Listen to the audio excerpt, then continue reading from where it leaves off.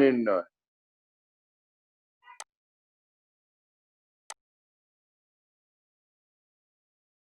চলতি সম্পদ ও চলতি দায়ের হ্রাস বৃদ্ধির পরিমাণ নির্ণয়।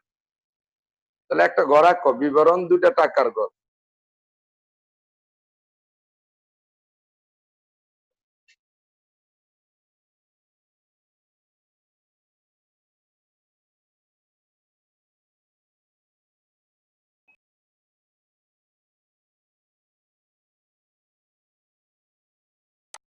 বিবরণ টাকা টাকা।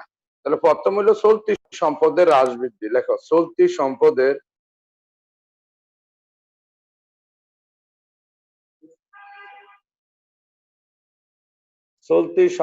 হ্রাস বৃদ্ধি।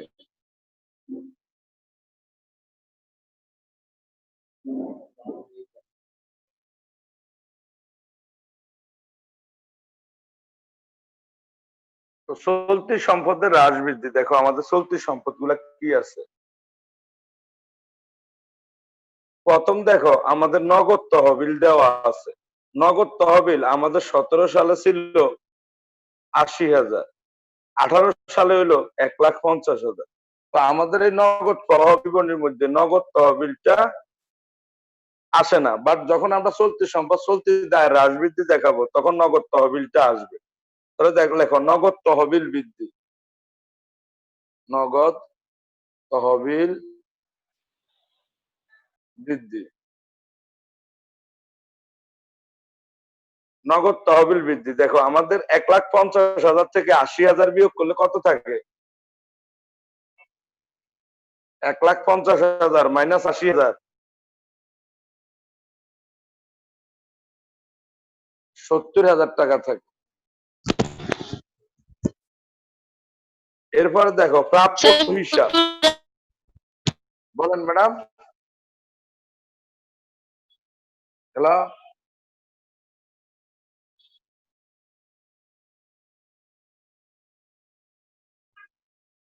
দেখো আমাদের প্রাপ্য হিসাব আছে 17 সালে 75,000, 18 সালে 70,000। তাহলে এখানে লেখো প্রাপ্য হিসাব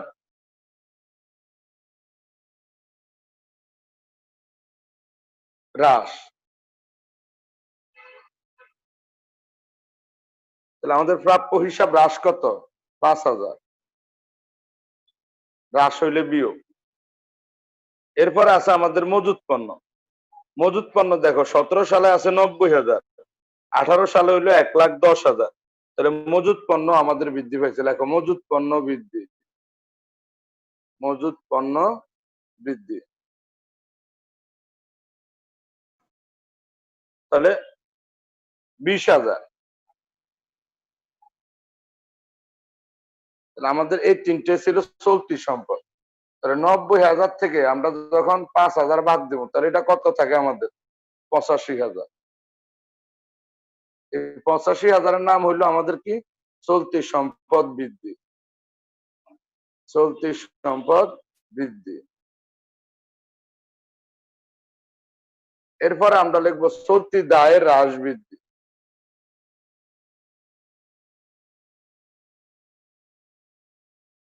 চলতি দায়ের হ্রাস বৃদ্ধি। স্যার এটা কত অধ্যায়? নগদ প্রবাহ বিবরণী 3 নাম্বার অধ্যায়, ঢাকা বোর্ড 2019।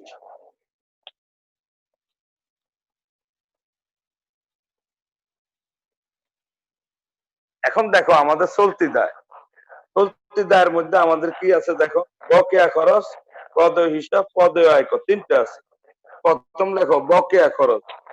বকেয়া খরচ আমাদের 17 সালে ছিল 12,000, 18 সালে হয়েছে 20,000। কি অবস্থা রে, ভালো নেই?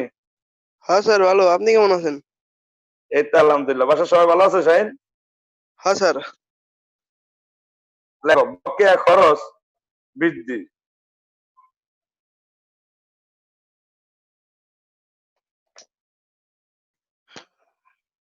বকেয়া খরচ বৃদ্ধি। দেখ বৃদ্ধি পেয়েছে কত আমাদের? 8,000 টাকা। তো আমরা যখন চলতি সম্পদের হ্রাস বৃদ্ধি দেখাবো তখন বৃদ্ধিগুলা যোগ দেখাবো আর হ্রাসগুলা দেখাবো। এরপরে আমাদের আছে প্রদেয় হিসাব। প্রদেয় হিসাব আমাদের 17 সালে 80,000, 18 সালে হইলো 70,000। তাহলে প্রদেয় হিসাব হ্রাস, তাহলে লেখো প্রদেয় হিসাব হ্রাস।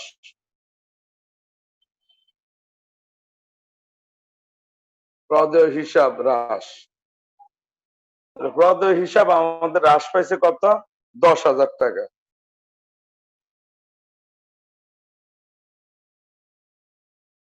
এরপর হইলো আমাদের প্রদেয় আয়কর।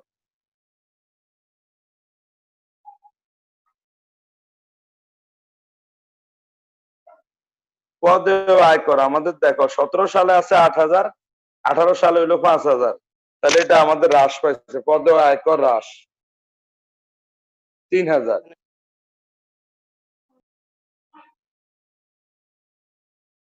তাহলে 13,000 থেকে 8,000 বিয়োগ করলে মাইনাস থাকে আমাদের 5,000।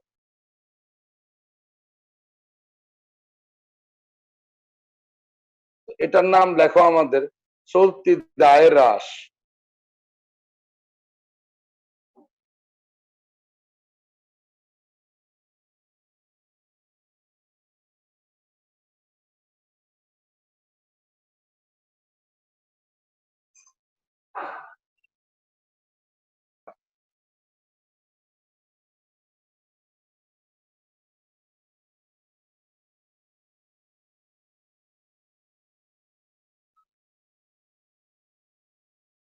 লেখা হয়েছে? আমরা খ নাম্বারে যাই, দেখো নিট মুনাফার পরিমাণ 30,000 টাকা ধরে পরিচালন কার্যক্রমের মাধ্যমে নগদ প্রবাহের পরিমাণ দেখাও। তাহলে আমাদের কাছে পরিচালন কার্যক্রম শেষে, তাহলে একটা ঘর আঁকো, বিবরণ 2টা টাকার ঘর। খ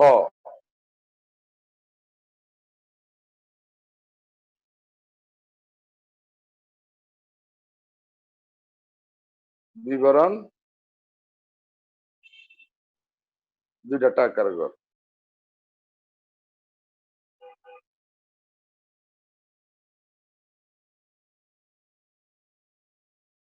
লেখো পরিচালন কার্যক্রম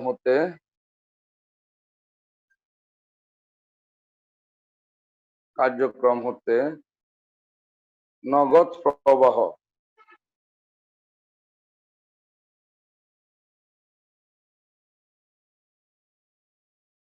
তো পরিচালন কার্যক্রম হতে নগদ প্রবাহের মধ্যে আমাদের প্রথমে আসছে নিট মুনাফা। লেখো নিট মুনাফা।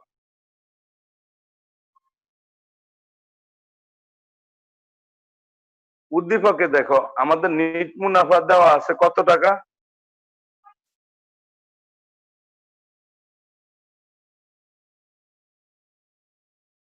করণীয় খতে বলা আছে নিট মুনাফার পরিমাণ 30,000 টাকা ধরে। তাহলে লেখো 30,000 টাকা। 2 নাম্বার টাকার ঘরে লেখো 30,000 আর নিচে লেখো সমন্বয়। এখানে আসে আমাদের কি কি? এখানে আসে আমাদের চলতি সম্পদ, চলতি দায়, অনগদ ব্যয়, অনগদ আয়। চলতি সম্পদ, চলতি দায়, অনগদ ব্যয়, অনগদ আয়। তো চলতি সম্পদের মধ্যে আমাদের আছে 2টা, প্রাপ্য হিসাব আর মজুত পণ্য। তাহলে লেখো প্রাপ্য হিসাব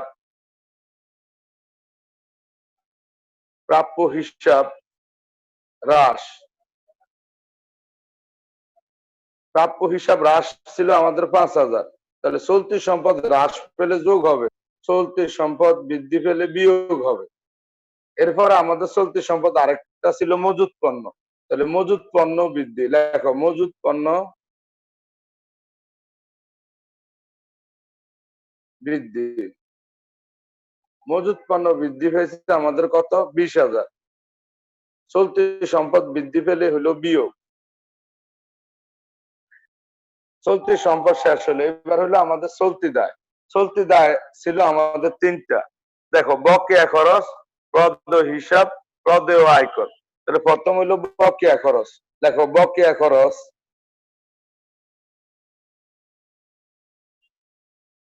বকেয়া খরচ আমাদের বৃদ্ধি ছিল। তাহলে চলতি দায় যদি বৃদ্ধি পায় তাহলে হইলো আমাদের 10,000। এরপরে আমাদের আরেকটা আছে পদেয় আয়কর। পদেয় আয়কর।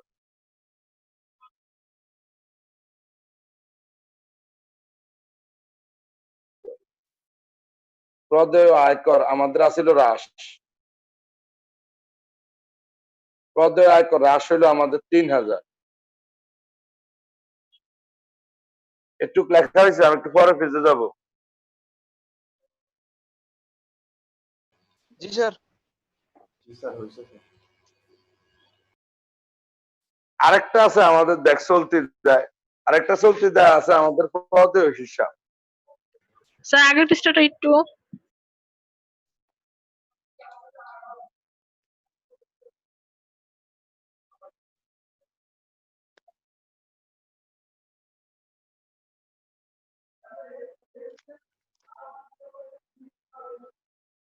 হয়েছে এখানে? জি স্যার হয়েছে। এখন যোগ বিয়োগ করে দাও। না এখন যোগ বিয়োগ না, আরেকটা আছে পদেয় হিসাব। দাঁড়া, এখন যোগ বিয়োগ করো না, আমি পরের পেজে যাই আনি। ও স্যার, প্রদেয় আয়কর হিসাব। পদেয় আয়কর তো দিছি আমরা। প্রদেয় হিসাব হ্রাস আছে। দেখো আমাদের পদেয় হিসাব আছে, তাহলে পদেয় হিসাব আমাদের দেখো 17 সালে ছিল 80,000 আর 18 সালে হলো 70,000। তাহলে পদেয় হিসাব আমাদের হ্রাস আছে, লেখো পদেয় হিসাব হ্রাস। মাইনাস পদেয় 10,000। হিসাব হ্রাস। চলতি দায় হ্রাস পেলে মাইনাস 10,000। মাইনাস 5। জি স্যার। এরপরে দেখ আমাদের এরপরে আসে কি অনগদ ব্যয়, অনগদ আয়। অনগদ ব্যয়ের মধ্যে আমাদের আছে কি অবচয়, অবলোপন আর হলো সম্পদ বিক্রয়জনিত ক্ষতি। তাহলে এই ধরনের কিছু আমাদের এই অঙ্কের ভিতরে দেওয়া নাই, অনগদ ব্যয়গুলা দেওয়া নাই। তাহলে এখানে আমাদের শেষ। এবার 1 নাম্বার ঘরটা যোগ বিয়োগ করো। মাইনাস 20,000।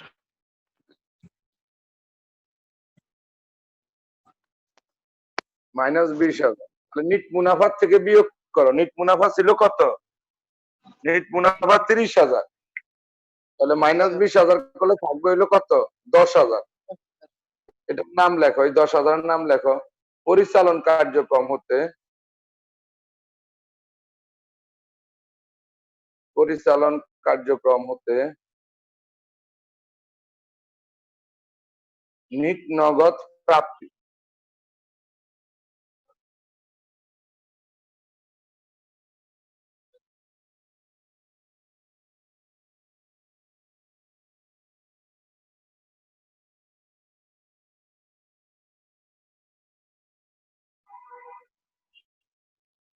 এরপর আমরা গ নাম্বার করব। গ নাম্বার বলছে আমাদেরকে কি উপযুক্ত তথ্যের আলোক তথ্যের ভিত্তিতে একটি নগদ প্রবাহ বিবরণী প্রস্তুত করো।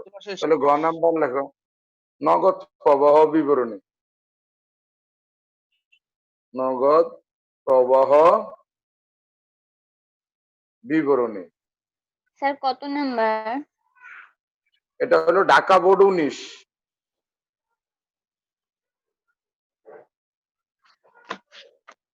তাহলে একটা ঘর রাখো আমাদের বিবরণ, 2টা টাকার ঘর।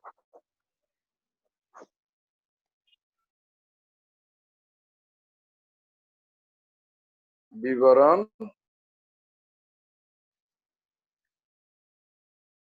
টাকা টাকা। মাইশা আছো?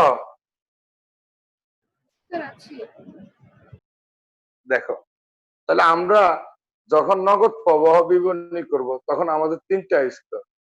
একটা হলো পরিচালন, 2 নাম্বারটা হলো বিনিয়োগ, 3 নাম্বারটা হলো অর্থায়ন। তাহলে পরিচালনের আমাদের উত্তরটা আছে, তাহলে আমরা ওটা লিখে দিই। পরিচালন কার্যক্রম হতে, পরিচালন কার্যক্রম হতে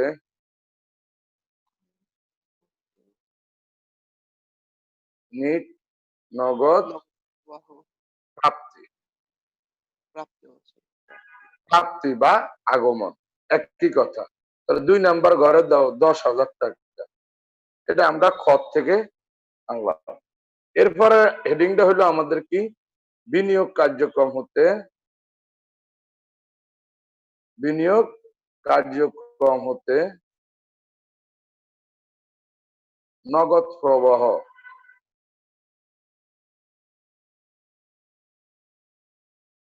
তাহলে বিনিয়োগ কার্যক্রম হতে নগদ প্রবাহের মধ্যে আমাদের আসে কি? স্থায়ী সম্পদ ক্রয় বিক্রয়, বিনিয়োগ ক্রয় বিক্রয়। স্থায়ী সম্পদ ক্রয় বিক্রয়, বিনিয়োগ ক্রয় বিক্রয়। ক্রয় করলে আমাদের নগদ টাকা যায়, তাইলে বিয়োগ। আর বিক্রয় করলে আমাদের নগদ টাকা আসে, তাইলে যোগ। তাহলে সমন্বয় দেখো, 1 নম্বরে আছে আমাদের আসবাবপত্র ক্রয়। লেখো আসবাবপত্র ক্রয়। আসবাবপত্র ক্রয় 1 লাখ টাকা। তাহলে ক্রয় হইলে বিয়োগ, বিক্রয় হইলে যোগ। ক্রয় হলে এরপরে এরপরে আমাদের আছে পুরাতন যন্ত্রপাতি বিক্রয়। দেখো যন্ত্রপাতি বিক্রয়। তাহলে স্থায়ী সম্পদ গুলা যদি ক্রয় হয় তাহলে বিয়োগ, আর বিক্রয় হলে যোগ। যন্ত্রপাতি বিক্রয় আছে আমাদের 20,000, বিক্রয় হইলে যোগ। আমাদের শেষ, আর কোন স্থায়ী সম্পদ বা বিনিয়োগ আমাদের দেওয়া নাই। তাই আমরা যদি যোগ বিয়োগ করি তাহলে আমাদের থাকে কি? বিয়োগ 80,000 থাকে, -80,000 থাকে। তাহলে এটা নেগেটিভ আনসার আসছে আমাদের। তাহলে লেখা হইলো বিনিয়োগ কার্যক্রম হতে নেট নগদ প্রবাহ। বিনিয়োগ কার্যক্রম হতে নিট নগদ পরিশোধ। বিয়োগ হইলে পরিশোধ, যোগ থাকলে হইলো প্রাপ্তি। বিনিয়োগ কার্যক্রম হতে নিট নগদ পরিশোধ। পরিশোধ বা নির্গমন। এরপরে আমাদের লাস্ট হেডিং হইলো অর্থায়ন কার্যক্রম হতে নগদ প্রবাহ। দেখো অর্থায়ন কার্যক্রম হতে নগদ প্রবাহ।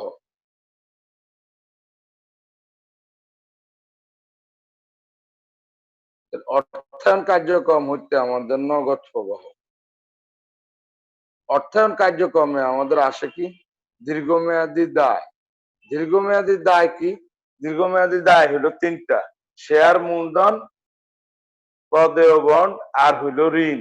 এগুলা যদি আমাদের বৃদ্ধি পায় বা প্রাপ্তি হয় বা ইস্যু হয় তাহলে যোগ। আর যদি এগুলা হ্রাস পায় বা পরিশোধ হয় তাহলে হবে বিয়োগ। তাহলে 2 নাম্বার সমন্বয় দেখো, শেয়ার ইস্যু তার মানে শেয়ার বিক্রয় বা শেয়ার প্রাপ্তি, একই কথা, হইলে যোগ। তাহলে দেখো শেয়ার, শেয়ার মানে হলো শেয়ার মূলধন, শেয়ার ইস্যু। শেয়ার ইস্যু আমাদের দেওয়া আছে কত? 1,50,000 হইলে যোগ। এরপরে আমাদের ঋণ নাই, তারপরে হইলো পদেয় বন্ড নাই। এখানে আরেকটা আইটেম আসে আমাদের লভ্যাংশ প্রদান। লভ্যাংশ প্রদান করে থাকলে দিচ্ছে বিয়োগ। হ্যাঁ, বিয়োগ। তাহলে লেখো লভ্যাংশ 10,000, এটা বিয়োগ। তাহলে আমার অর্থায়ন শেষ। তাহলে আমাদের এখানে পজিটিভ আনসার থাকে 1,40,000। এটার নাম লিখি আমরা অর্থায়ন কার্যক্রম হতে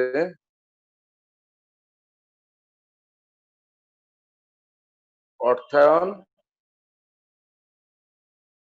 কার্যক্রম হতে নিট নগদ প্রাপ্তি।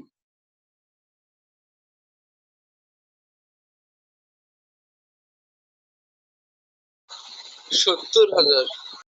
1,50,000 থেকে 80,000 বিয়োগ করলে কত থাকে রে স্যার? 70,000। তাহলে এটার নাম হইলো নিট নগদ বৃদ্ধি। নিট নগদ বৃদ্ধি। এই নিট নগদ বৃদ্ধির সাথে আমাদের যোগ করতে হয় কি? প্রারম্ভিক নগদ।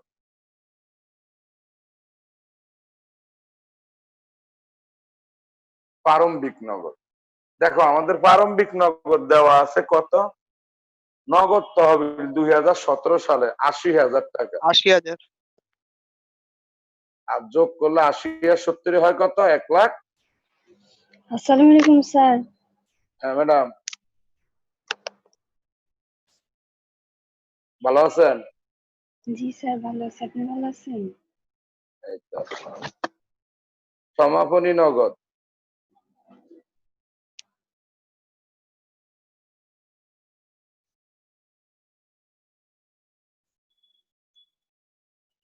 স্যার ম্যাডাম বলেন। স্যার কলেজে ওই যে আমিনুল স্যার বলছে কি উনি না প্রত্যক্ষ পদ্ধতিটা শিখাবে, ওটা কি শিখতে হবে এখন?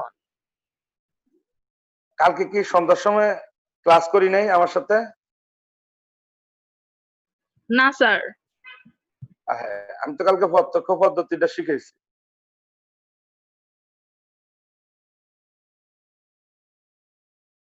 একটু শিখো, শুধুমাত্র পরিচালন কার্যক্রম হতে নগদ প্রবাহ স্যার এখানে নিট নগদ বৃদ্ধির পরিমাণ কত?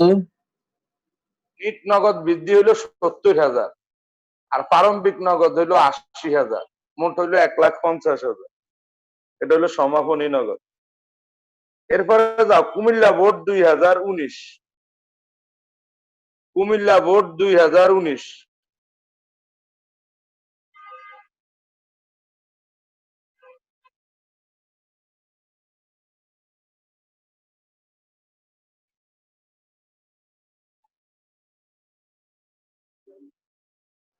স্যার এখন একটু বাকি, লাস্ট লাইন।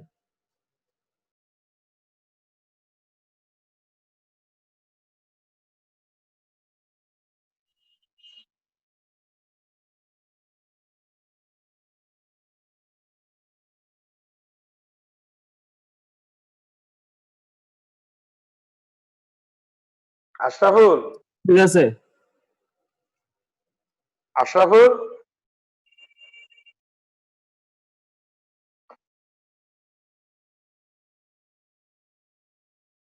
এখন দেখো আমরা এখন করব কুমিল্লা বোর্ড 2019।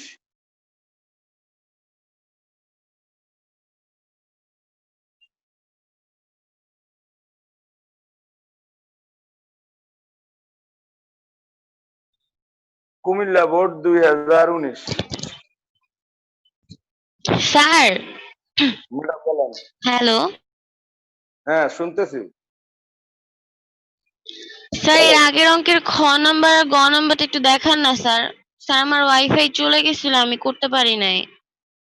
আচ্ছা দেখাইতেছি। এই হইলো খ।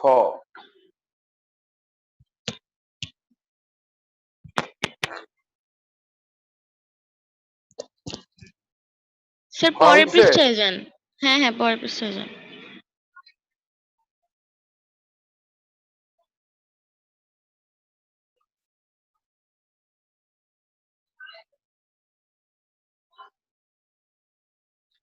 স্যার একটু নিচের দিকে একটু দেখান, নিচে।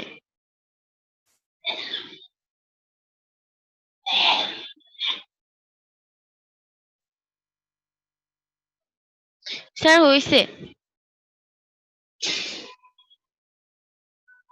এবার কুমিল্লা বোর্ড আমাদের 2019, কুমিল্লা বোর্ড 2019 আমার 6 এখানে নাম্বার না? হইল 6 নাম্বার, 6 নাম্বার অঙ্কটা। তো এখানে ক নাম্বার আমাদের কাছে চাইছে কি লেখো, ক, 6 এর ক। আসবাবপত্র আসবাবপত্র বিক্রয়জনিত লাভ বা লাভ ক্ষতি বা নির্ণয়। ক্ষতি লেখো। আসবাবপত্র বিক্রয়জনিত লাভ বা ক্ষতি নির্ণয়। এখন আমাদের সমন্বয় যাও, দেখো 4 নাম্বার সমন্বয় বলছে আসবাবপত্র বিক্রয় 800 টাকা, যার মূল্য ছিল 5,000 টাকা, পুঞ্জীভূত অবশ্যই ছিল 4,000 টাকা। তাহলে 5,000 টাকার আসবাবপত্র বিক্রি করছে আমাদের 800 টাকায়। তাহলে আমরা যখন আসজনিত লাভ বা ক্ষতি নির্ণয় করব, তখন আমাদের প্রথমে নির্ণয় করে নিতে হয় পুস্তক মূল্য। পুস্তক মূল্য বা বই মূল্য মানে হইলো বর্তমান মূল্য। তাহলে পুস্তক মূল্য কিভাবে আমরা নির্ণয় করি? নির্ণয় করি হইলো ক্রয় মূল্য, ক্রয় মূল্য মাইনাস পুঞ্জীভূত অবশ্যই, অবশ্যই। ক্রয় মূল্য মাইনাস পুঞ্জীভূত অবস্থা। তাহলে আমাদের ক্রয় মূল্য আছে দেখো 5,000 টাকা, আর পুঞ্জীভূত অবস্থায় আছে ধরো আমাদের 4,000 টাকা। তাহলে আমাদের পুস্তক মূল্য থাকে হইলো 1,000 টাকা। তাহলে আমরা যে আসবাবপত্রটা বিক্রয় করছি এটার বর্তমান মূল্য হইলো 1,000, আর এই 1,000 টাকা আসবাবপত্র আমরা বিক্রয় করছি 800 টাকা। তাহলে আমাদের ক্ষতি হয়েছে 200 টাকা। তাহলে দেখো বিক্রয় জনিত ক্ষতি, বিক্রয় জনিত ক্ষতি পুস্তক মূল্য মাইনাস বিক্রয় মূল্য, বিক্রয় মূল্য। তো আমাদের পুস্তক মূল্য 1,000 আর বিক্রয় মূল্য হইলো 800। তাহলে আমাদের ক্ষতি হইলো 200 টাকা।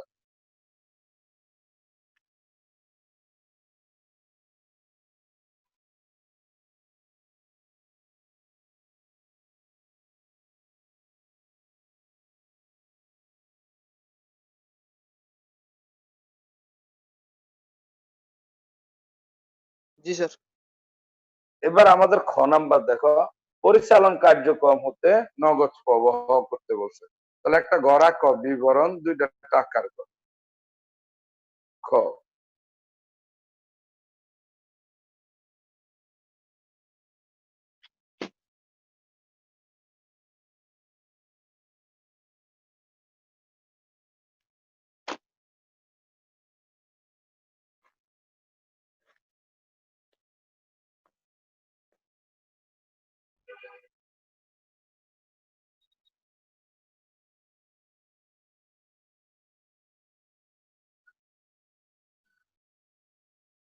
তাহলে এখানে লেখো পরিচালন কার্যক্রম হতে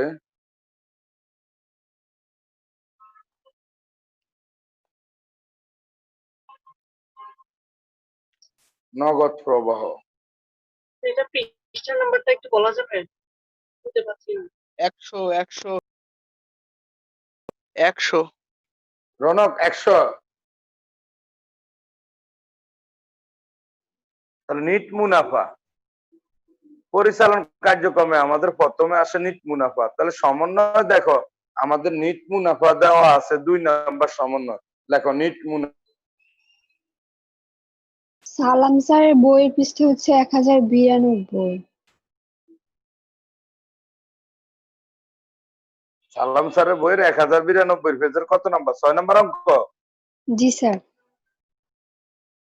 স্যার বোর্ডের 6 নাম্বার অঙ্ক। নিট মুনাফা হইলো আমাদের দেখো 21,000। তাহলে 2 নাম্বার টাকার ঘরে দাও 21,000 টাকা।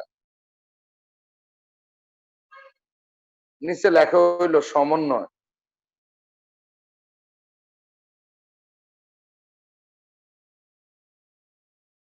তাহলে আমরা জানি এই পরিচালন কার্যক্রমের মধ্যে আমাদের আসে চলতি সম্পদ, চলতি দায়, অনগদ ব্যয়, অনগদ আয়। তো চলতি সম্পদের মধ্যে দেখো আমাদের প্রথমে আছে প্রাপ্য হিসাব। 17 সালে ছিল আমাদের 15,000, 18 সালে হইলো আমাদের 18,000। তাহলে বৃদ্ধি পাইছে আমাদের 3,000। তাহলে লেখো প্রাপ্য হিসাব বৃদ্ধি, প্রাপ্য হিসাব বৃদ্ধি 3,000। চলতি সম্পদ বৃদ্ধি পাইলে বিয়োগ, চলতি সম্পদ হ্রাস পেলে যোগ। এরপরে আমাদের দেখো আছে মজুত পণ্য। 17 সালে 30,000, 18 সালে 31,000। তাহলে 1,000 বৃদ্ধি পেয়েছে। তাহলে লেখো মজুত পণ্য বৃদ্ধি, মাইনাস 1000। মজুত পণ্য বৃদ্ধি 1,000 টাকা মাইনাস। এরপর আমাদের আর কোন চলতি সম্পদ নাই। এবার আমরা চলতি দায়ে আসি। নিচে আসো,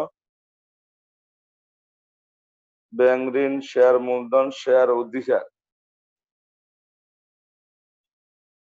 তাহলে আমাদের চলতি দায় দেওয়া নাই, সংরক্ষিত চলতি দায় দেওয়া নাই। এরপরে আসে অনগদ ব্যয় আর অনগদ আয়। অনগদ ব্যয় গুলা যোগ হয়। অনগদ ব্যয় হইলো আমাদের সম্পদের অবচয়, অবলোপন, সম্পদ বিক্রয়জনিত ক্ষতি। 1 নাম্বার সমন্বয় দেখো 2018 সালের অবচয় 14,000 টাকা। তাহলে লেখো অবচয় খরচ, অবশ্যই খরচ 14,000। তারপরে লেখা হইলো আসবাবপত্র বিক্রয়জনিত ক্ষতি, বিক্রয়জনিত ক্ষতি ক 200 টাকা। হতে 200 টাকা। তাহলে এখন যোগ বিয়োগ করে দাও, 1 নম্বর ঘরটা যোগ বিয়োগ করো।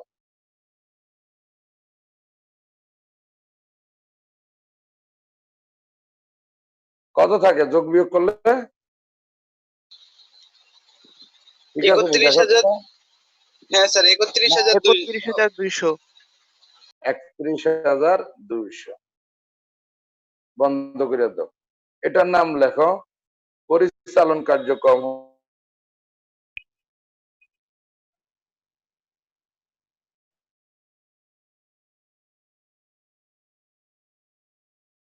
নিট নগদ প্রাপ্তি।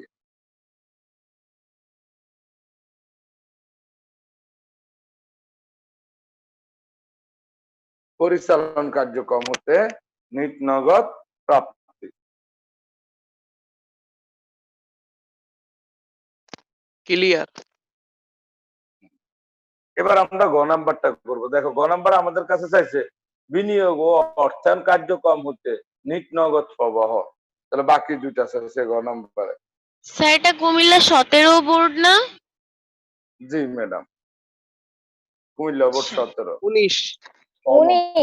স্যার আরেকটা কুমিল্লা বোর্ড 19। 19। স্যার ভুলে গেছে। কুমিল্লা বোর্ড 19। 19-এর 6 নাম্বার স্যার অঙ্ক। স্যার হচ্ছে কালকে সন্ধ্যাবেলা কি আপনি অ্যাকাউন্টিং ক্লাস করাইছিলেন? হ্যাঁ, গতকালকে সন্ধ্যায় করাইছি। ওই যে প্রত্যক্ষ পদ্ধতিটা করাইছি। আহা, মিস করছি। স্যার স্যার এগুলা কি একটু গ্রুপে দিয়ে দিবেন, মেসেঞ্জারের গ্রুপে, যেটা কালকে করাইছেন যেগুলো কালকে করাইছি, সন্ধ্যায়? হ্যাঁ, হ্যাঁ কালকে আমি ক্লাসটা অ্যাটেন্ড করতে ঠিক আছে, পারি নাই। পিকচারটা ঠিক আছে। স্বামী গ্রুপে দিয়ে দেন। তা আমি বাসা যা দিয়ে দিব আর কি। আচ্ছা স্যার, আমার তাহলে বাসায় মেসেঞ্জার গ্রুপে আপনি দিয়ে কই দিন, স্যার? আমরা লিখে নিব। এখন কোচিংয়ে আছি। ও জি স্যার, বাসায় যেয়ে দিন, সমস্যা নেই। আচ্ছা, বিকালে পাইবার কি? হ্যাঁ, বাসায় গিয়ে দিলে পোলাও খেতে পারবেন। আমার বাসায় গিয়ে ওরে পাঠাবো আর কি, ওর বাসায় যায় না। এখন করোনা কালে তো কেউ কারো বাসায় যায় না, বুঝছ না? ও এখন দেখো, স্যার দরজার বাহিরে পাটি বিছায় এরপরে খাইতে পারবেন। আরে ভাই দিলে বাসায় অন্য খাইতে পারবো। ও যদি বলে স্যার আইসা খাবার নিয়ে যান, তাইলে একটু কষ্ট করে যাইতে পারবো, অসুবিধা নেই। এখন ঘর বিবরণ 2টা টাকার ঘর। এখনো শেষ হয়নি।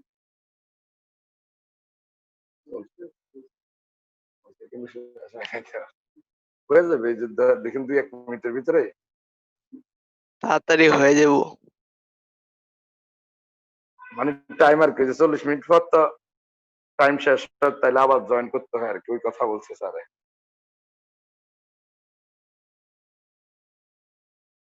এখন দেখ আমাদের এখানে লেখা তাহলে বিনিয়োগ কার্যক্রম হতে, বিনিয়োগ কার্যক্রম হতে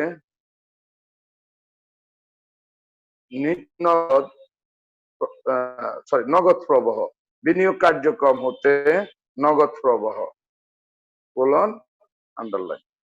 তাহলে বিনিয়োগ কার্যক্রম হতে নগদ প্রবাহের মধ্যে আমাদের কি আছে?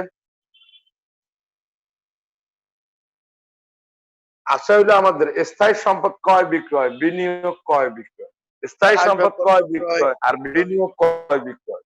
তাহলে যেগুলো আমাদের সমন্বয় থাকে ওগুলো আমাদের বক্সের ভিতর থেকে আসে না, আর যেগুলো সমন্বয় না থাকে ওগুলা বক্সের ভিতর থেকে আসে।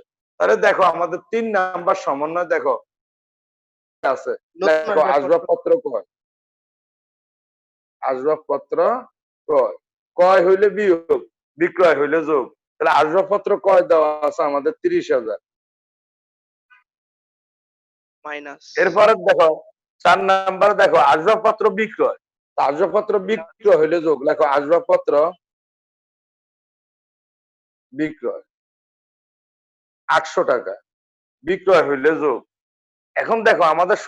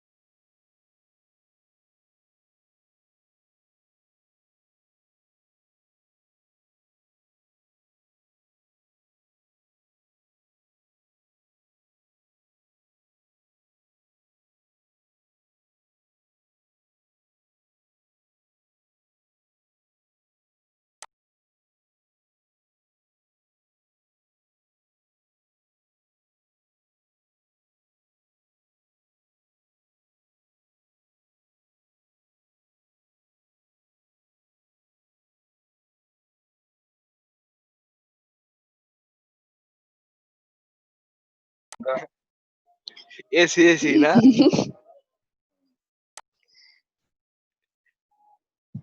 স্যার খেলায় আসি।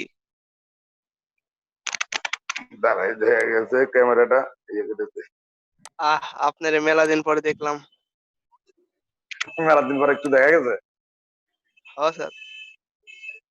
এবার হইলো আমাদের অর্থায়ন কার্যক্রম হতে নগদ প্রবাহ।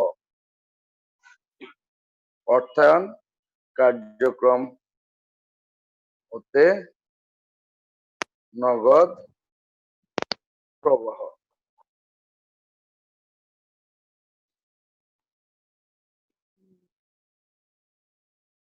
অর্থায়ন কার্যক্রম হতে নগদ প্রবাহের মধ্যে আমাদের আসে কি দীর্ঘমেয়াদী দায়,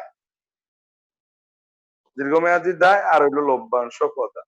তো দীর্ঘমেয়াদী দায়ের মধ্যে আমাদের কি আছে সমন্বয় কোনো আমাদের দীর্ঘমেয়াদী দায় নাই, কিন্তু একদম শেষ সমন্বয় 5 নাম্বার সমন্বয় আছে নগদ লভ্যাংশ প্রদান। তাহলে লেখো লভ্যাংশ প্রদান।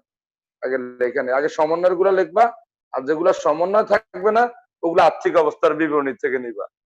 লভ্যাংশ প্রদান প্রদান বা পরিশোধ হইলে বা হ্রাস পেলে বিয়োগ 16,000 বিয়োগ। এরপরে আমাদের উদ্দীপকের ভিতরে আমাদের দীর্ঘমেয়াদী দায় আছে ব্যাংক ঋণ। তাহলে ব্যাংক ঋণ দেখো আমাদের 17 সালে ছিল 1 লাখ আর 18 সালে আমাদের হইলো 1,10,000। তাহলে ব্যাংক ঋণ বৃদ্ধি, বৃদ্ধি মানে হইলো প্রাপ্তি। তাহলে লেখো ব্যাংক ঋণ প্রাপ্তি, ব্যাংক ঋণ প্রাপ্তি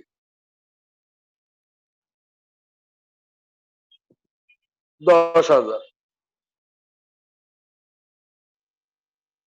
এরপর হইলো সাধারণ শেয়ার মূলধন। সাধারণ শেয়ার মূলধন আমাদের 17 সালে ছিল 40,000, 18 সালে হলো আমাদের 46,000। তাহলে শেয়ার মূলধন আমাদের বৃদ্ধি হয়েছে, না সরি 20,000 আর 22,000, তাহলে 2,000 বৃদ্ধি। তাহলে লেখো শেয়ার মূলধন বৃদ্ধি, শেয়ার মূলধন প্রাপ্তি দাও, শেয়ার মূলধন প্রাপ্তি 2,000, 20,000, 22,000, 2,000 প্রাপ্তি হলে যোগ। এরপরে আমাদের দেখো শেয়ার মূলধনের পরে আছে কি আমাদের শেয়ার অধিকার, এটা দীর্ঘমেয়াদী দায় না, দীর্ঘমেয়াদী দায় হইলো পদেয় বন্ড, তাহলে আর আমাদের কিছু আসবে না, এটা মালিকানা সত্ত্ব শেয়ার অধিকার। তাহলে আমাদের এখানে শেষ, যোগ বিয়োগ করো, 16,000 থেকে 12,000 বিয়োগ করলে মাইনাস থাকে 4,000। এটার নাম লেখো আমাদের অর্থায়ন কার্যক্রম হতে নিট নগদ পরিশোধ।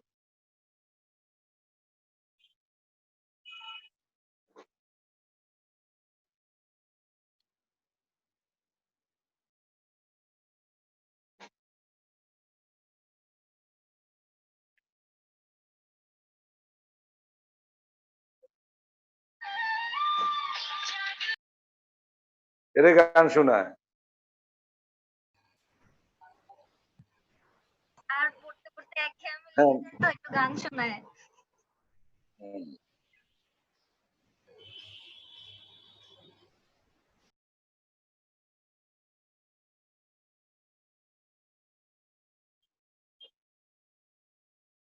এখন আমরা একটু করবো হইলো বরিশাল বোর্ড 2019, বরিশাল বোর্ড 2019 উঠাও।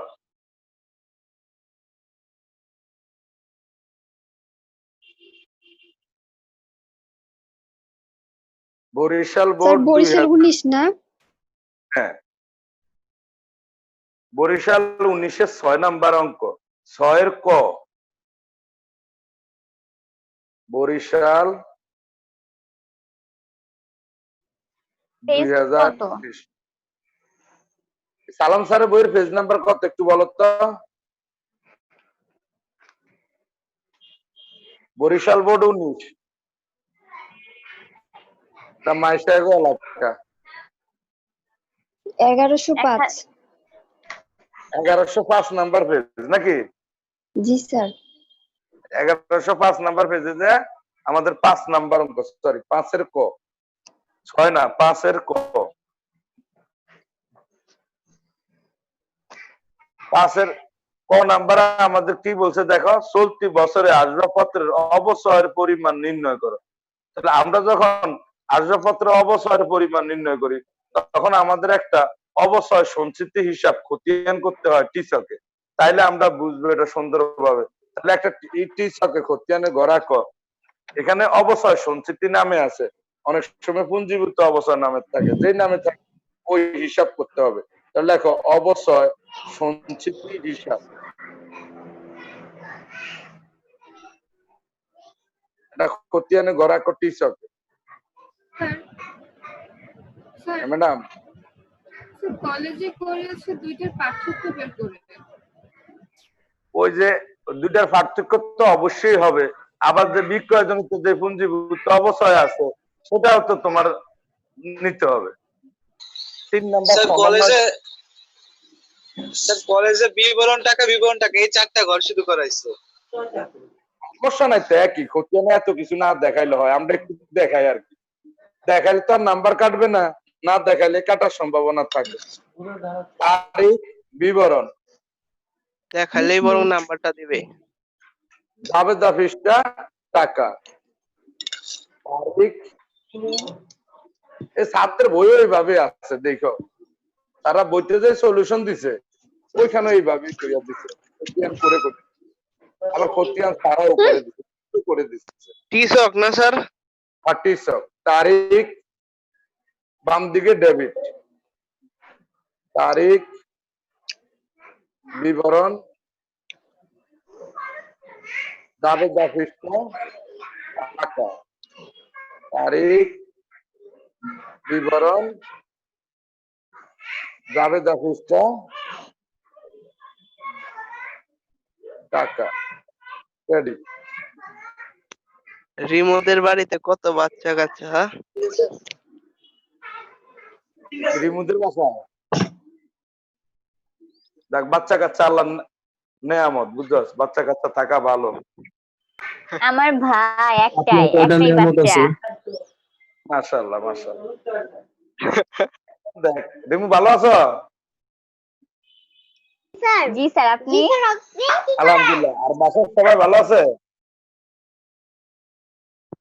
স্যার আপনি ওই বইলা দেন কি করেন?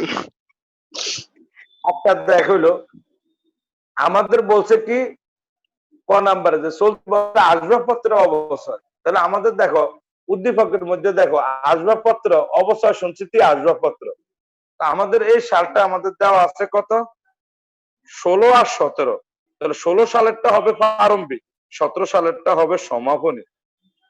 জি স্যার। তাহলে প্রারম্ভিকটা হয় ব্যালেন্স বিডি। তো অবসর সঞ্চিতি এটা একটা ক্রেডিট ব্যালেন্স, এই জন্য এটার বিডি হবে ক্রেডিট দিকে। তাহলে ক্রেডিট দিকে লেখো ব্যালেন্স বিডি।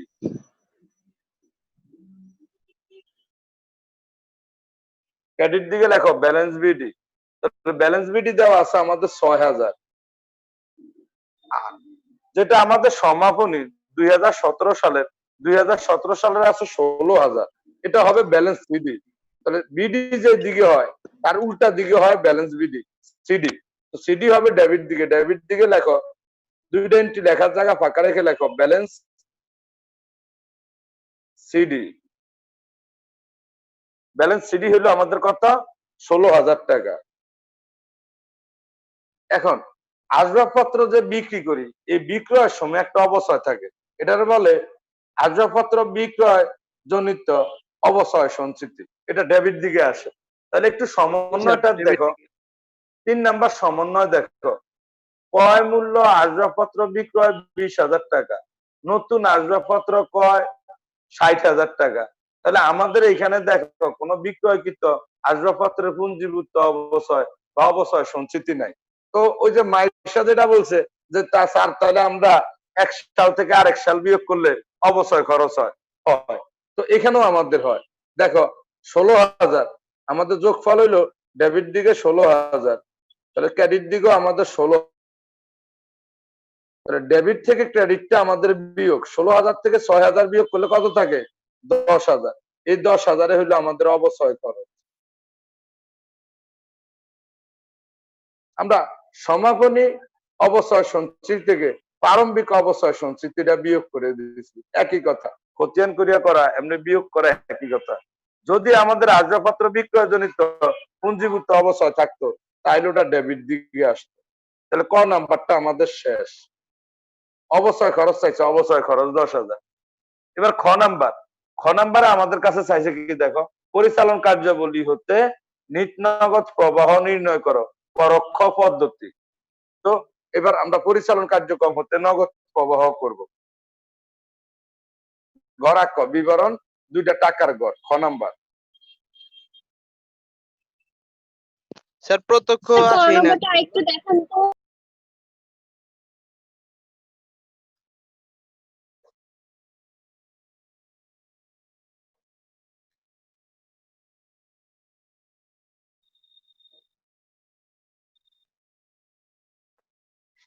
ক নাম্বার দেখাইলাম। আবার প্রত্যক্ষ পদ্ধতিটা আমরা গতকালকে রাত্রে করছি।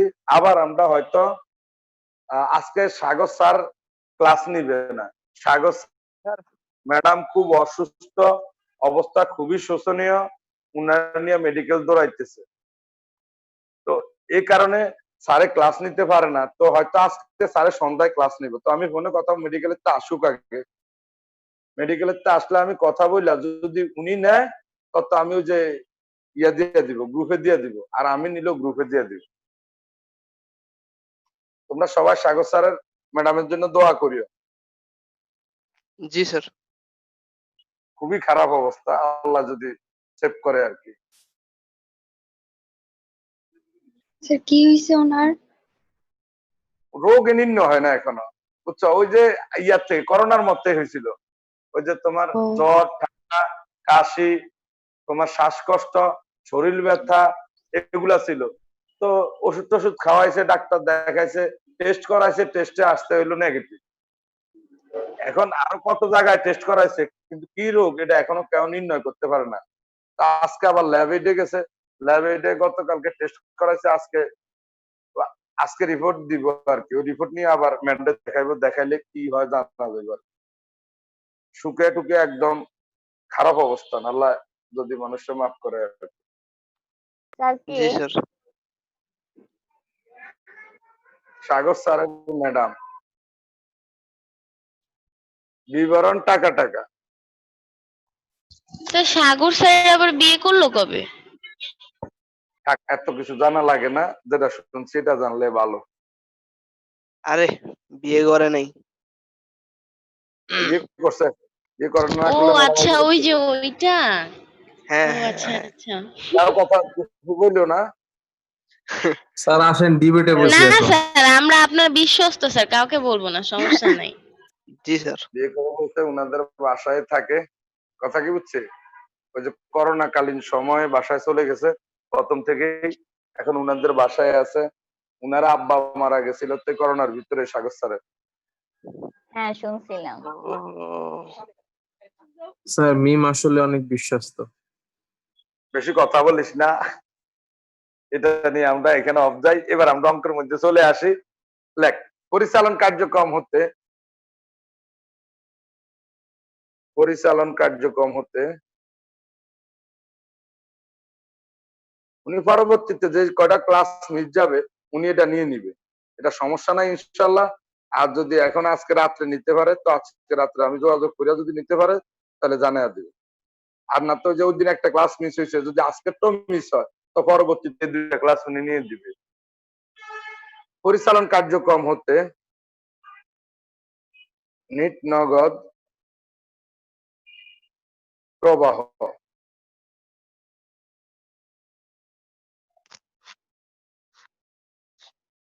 তো এখানে লেখো নিট মুনাফা। নিট মুনাফা তা আমাদের দেখো সমন্বয় আছে, 1 নাম্বার সমন্বয় নিট মুনাফা 60,000 টাকা।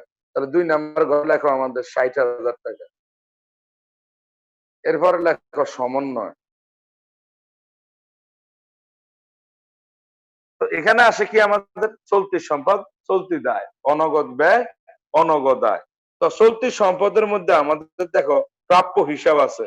16 সালে 17,800, 17 সালে হইলো 22,000। তাহলে প্রাপ্য হিসাব বৃদ্ধি, লেখো প্রাপ্য হিসাব বৃদ্ধি, প্রাপ্য হিসাব বৃদ্ধি। তো লেখা হইলো 22,000 মাইনাস 17,800 কত থাকে? 4,200। তাহলে চলতি সম্পদ বৃদ্ধি পেলে বিয়োগ। এরপরে আমাদের চলতি সম্পদ আছে দেখো মজুত পণ্য। 16 সালে ছিল আমাদের, 16 সালে 37,200 আর 17 সালে হইলো 34,200। তাহলে হ্রাস পাইছে। তাহলে লেখো মজুত পণ্য হ্রাস, মজুত পণ্য হ্রাস, যোগ 3,000। মজুত পণ্য হ্রাস 3,000। তাহলে চলতি সম্পদ হ্রাস পেলে হইলো যোগ। এরপরে দেখো আমাদের অগ্রিম খরচ 2016 সালে 6,400 আর 2017 সালে 5,400। তাহলে হ্রাস পাইছে কত?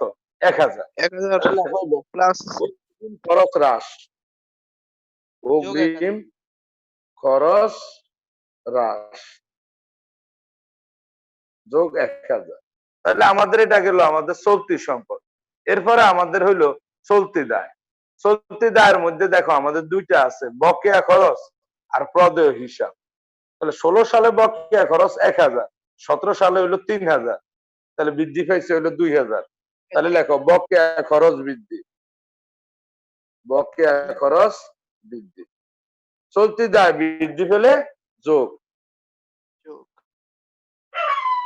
এরপরে হইলো আমাদের প্রদেয় হিসাব। 16 সালে হইলো 18,400 আর 17 সালে হইলো 17,000। তাহলে হ্রাস পাইছে। তাহলে লেখো প্রদেয় হিসাব হ্রাস 1,400 1,400। মাইনাস। তাহলে তো এটা বিয়োগ। এরপরে আমাদের আসে কি অনগদ ব্যয় আর অনগদ আয়। তাহলে অনগদ ব্যয়ের মধ্যে আমরা একটা জিনিস বার করছি হলো কি আসবাবপত্রের অবশ্যই বের করলাম। দেখো আসবাবপত্রের অবশ্যই, আসবাবপত্রের অবশ্যই ক নাম্বারে আমরা আসবাবপত্রের অবশ্যই বের করছি কত 10,000 টাকা। আবার দেখো আমাদের উদ্দীপকে আরেকটা অবশ্যই আছে যন্ত্রপাতি, যন্ত্রপাতির অবশ্যই সঞ্চিতি আছে। তাহলে আমরা 18 সালে ছিল 17 সালে ছিল 32,000 আর 16 সালে হইলো আমাদের 12,000। তাহলে বিয়োগ করলে হয় কত 20,000।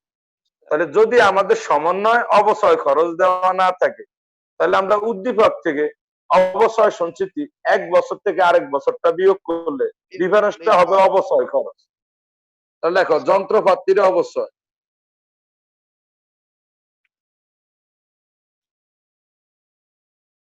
30,000 থেকে 12,000 বিয়োগ করলে 20,000।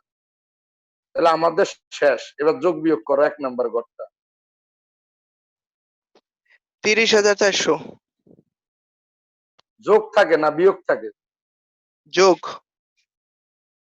30,400।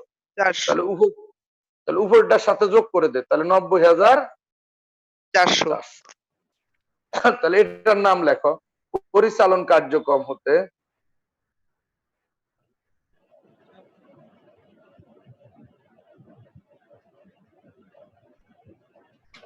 নিট নগদ প্রাপ্তি। জি স্যার।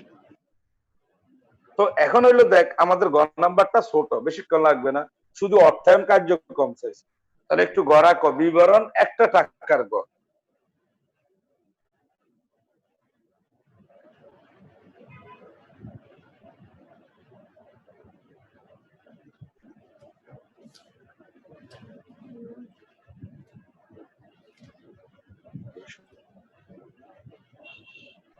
দেখো বিবরণ টাকা।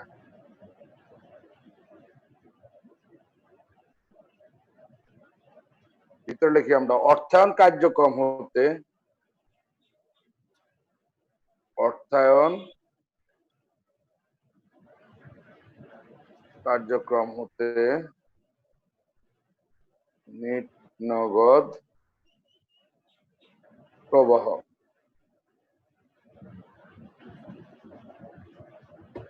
তো অর্থায়নে আসে কি আমাদের দীর্ঘমেয়াদী দায়।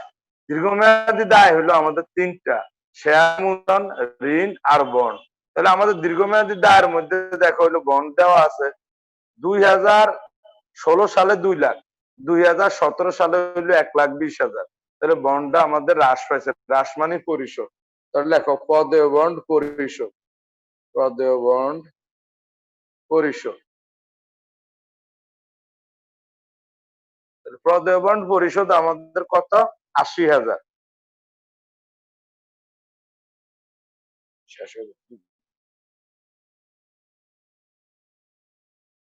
পরিশোধ। এরপর হইলো আমাদের দেখো সাধারণ শেয়ার দেওয়া আছে। সাধারণ শেয়ার মানে সাধারণ শেয়ার মূলধন। এটা আমাদের 16 সালে ছিল 1 লাখ, 17 সালে হইলো আমাদের 3 লাখ। তাহলে বৃদ্ধি, বৃদ্ধি মানে প্রাপ্তি। তাহলে দেখো সাধারণ শেয়ার, সাধারণ শেয়ার প্রাপ্তি। সাধারণ শেয়ার প্রাপ্তি হইলো আমাদের 2 লাখ টাকা। তাহলে এটা যোগ।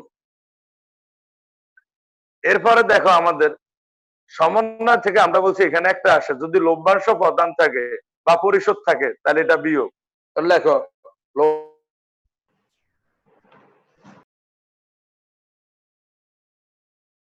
এটা দেওয়া আছে আমাদের 9,200। 9,200 তাহলে আমাদের শেষ, এটা বিয়োগ।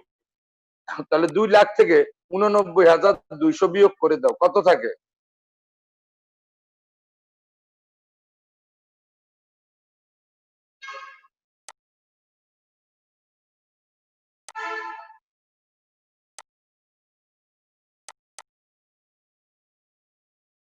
কত থাকে? 1,10,800 1,10,800। তাহলে এটার নাম হইলো আমাদের অর্থায়ন কার্যক্রম হতে নিট নগদ প্রাপ্তি। অর্থায়ন কার্যক্রম হতে নিট নগদ প্রাপ্তি। প্রাপ্তি। তো সবাই একটু বাসা ভালো করে পড়েন, কারণ এগুলো আর আমাদের কলেজে পড়াবে না, ওইভাবে আমাদের প্রিপারেশন ভালো থাকতে হবে কিন্তু। কারণ